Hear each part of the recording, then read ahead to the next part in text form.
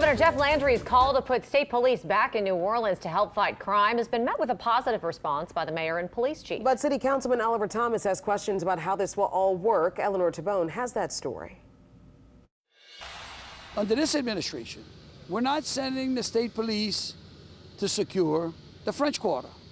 We're sending the state police in there to make the city as a whole safe. Governor Jeff Landry is pushing for 40 Louisiana State Police troopers be based in New Orleans to fight crime. Troop NOLA, as the operation is called, is set to launch after Carnival season. What happens if there's an incident in an area where you have state police staged as well as NOPD?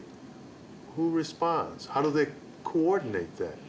Are there certain levels or degrees of responses? City Councilman Oliver Thomas says the city works with state police often, including during Mardi Gras. He says traditionally state police are invited, not forced upon the city. There was an agreement. It wasn't someone saying, we're going to send this here.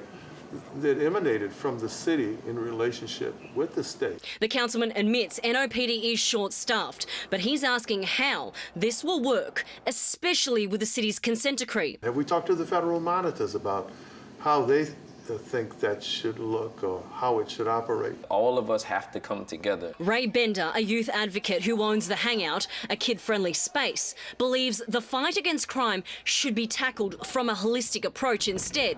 For our young people, that means youth programs. They think they lack options, and we're not presenting all the options to them. So if we can just come together as an entire community to address it, I think we can try to at least chip away at this issue. Ray says the holistic approach does include law enforcement. He believes community policing, however, could make a bigger difference for our kids. I know that if you are the sister of a cop that's now in our neighborhood, I grew up next to you, like you were 2 houses down. Like I came and ate sometimes. We communed over food and we played sports in your backyard. So there's a level of trust that's already been designed. Governor Landry said he'd be willing to meet with city officials about Troop NOLA. Eleanor Tabone, WWL, Louisiana.